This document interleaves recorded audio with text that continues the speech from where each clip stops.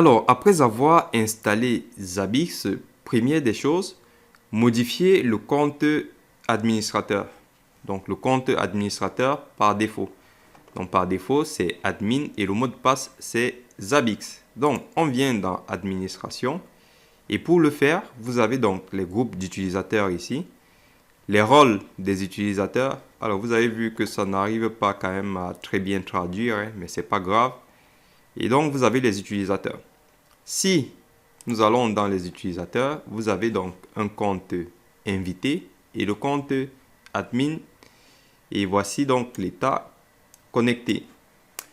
Donc voilà, vous pouvez le désactiver, ce compte-là. Mais avant de le désactiver, il faut déjà qu'on crée un autre compte administrateur.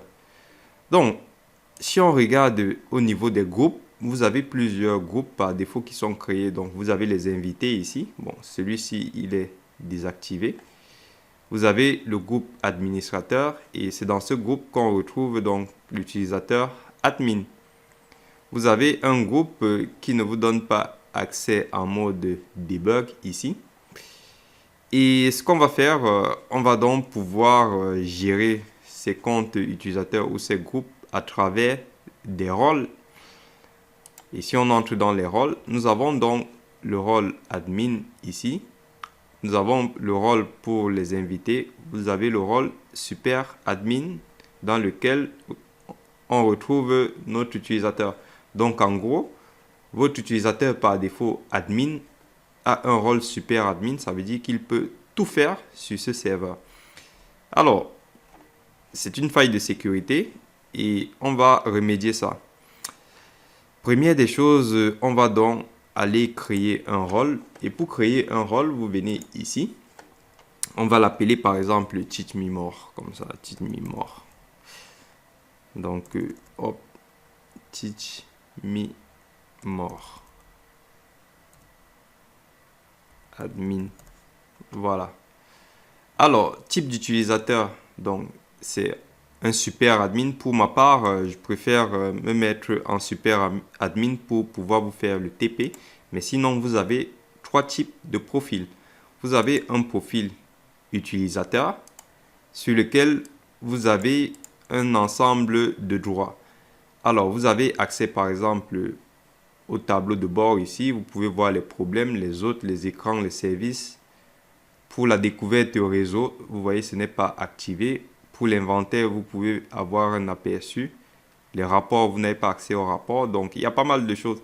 Ça, c'est intéressant si vous voulez donner la main au serveur à un stagiaire ou à quelqu'un de la société qui veut juste avoir un aperçu sur le serveur. Du coup, si quelqu'un pique ses droits ou son compte, il ne pourra pas faire des modifications sur le serveur. Par contre, l'admin, vous voyez, l'admin peut faire la configuration. Donc, il a déjà les droits de l'utilisateur. Ensuite, il peut faire de la configuration, de la découverte du service. Vous avez aussi des accès aux API. On verra ça. Mais, qu'est-ce que je voulais dire d'autre? Voilà, par contre, il n'a pas les accès sur l'administration générale, sur les proxys, l'authentification, les utilisateurs, les files d'attente, voilà. Il peut quand même faire de la configuration, de la maintenance. Et du coup, le super admin, lui, il aura tout. Sachant que si vous vous mettez en admin, vous pouvez décocher ici et cocher. Ça, par contre, ici, vous ne pouvez pas. Vous voyez, rapport, vous ne pouvez pas. Donc, on va se dire, l'admin, quand vous êtes en profil admin, vous ne pouvez pas avoir des rapports système, vous ne pouvez pas faire des audits si vous êtes en admin. Par contre, le super admin, il peut. Du coup, je vais donc prendre le profil super admin. Donc, on a dit Teach Me More Admin Roles. Alors, Teach Me More, c'est mon site internet, www.teachmemore.fr. Allez aussi visiter ce site-là. Il y a des formations en réseau très intéressantes et d'autres formations. Et du coup, on a dit super admin, ça c'est bon. N'oubliez pas de faire ici ajouter. Voilà. Alors, on va repasser du coup sur un groupe. Alors, ce que je peux faire, non, je ne vais pas désactiver, je laisse par défaut. on va repasser dans le groupe ici. Avant de désactiver, vous voyez, vous pouvez désactiver ici. On va donc créer un groupe. On va l'appeler Teach Me More Admin Group. Comme ça. Et là, je n'ai pas d'utilisateur, donc je peux pas. Je peux activer le mode debug ici, si je souhaite. Et aussi, vous pouvez activer une interface d'authentification. Quand on parle d'interface d'authentification, ça veut dire que l'utilisateur, en fait, qu'on veut intégrer ici, il peut être dans, on va dire, configuré sur un serveur LDAP ou sur un serveur interne. Donc, c'est pas notre cas. On laisse donc par défaut. Je clique sur ajouter. Voilà, j'ai ajouté mon groupe.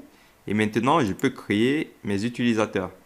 Donc là, je fais créer et je vais appeler mon utilisateur Teach Me More. Alors, si vous souhaitez mettre le nom de famille, voilà. Ça, c'est le nom du profil avec lequel vous allez vous connecter sur l'interface d'administration. Ensuite, le groupe, on avait dit admin, Teach Me More groupe.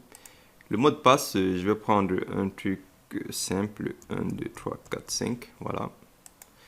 1, 2, 3, 4, 5.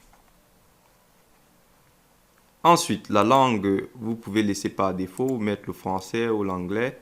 Time zone, c'est aussi important. Alors, pour le thème, vous pouvez mettre soit bleu, soit sombre. Et l'utilisateur, quand il se connecte, voilà, le thème change par rapport au thème par défaut.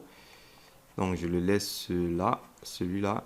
Et je fais ajouter. Ah, j'ai oublié de mettre les permissions ici. Donc, pour le rôle, on avait dit admin role. Voilà. Donc, est-ce que j'enregistre le mot de passe? Oui, parce que je peux oublier aussi. Hein. Donc, vous cliquez sur ajouter. Et voilà. Donc, nous avons créé l'utilisateur Teach Me More. Et si vous souhaitez, vous pouvez donc supprimer le compte admin par défaut, même le compte guest. Alors, moi, je vous conseille de créer un compte de récupération de telle manière que si vous perdez votre login et mot de passe d'ici, vous puissiez récupérer avec un autre compte administrateur.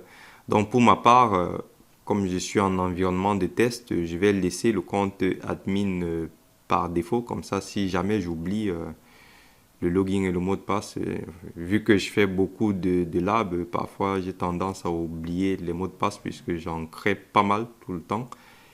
Et donc, je vais laisser celui-là. Mais si vous voulez mettre votre serveur en production, supprimez ce compte-là. Donc, vous venez ici et vous supprimez. Alors là, je ne peux pas directement, c'est plutôt ici. Donc, je supprime là. Voilà. Et vous supprimez aussi les groupes qui sont créés ici par défaut. Vous essayez de supprimer, enfin, vous faites le ménage, quoi. Donc voilà, vous avez vu comment on crée du coup les comptes utilisateurs, comment est-ce qu'on donne les droits aux utilisateurs. Et pour moi, cette partie est acquise. Je vous dis à tout de suite pour poursuivre notre formation.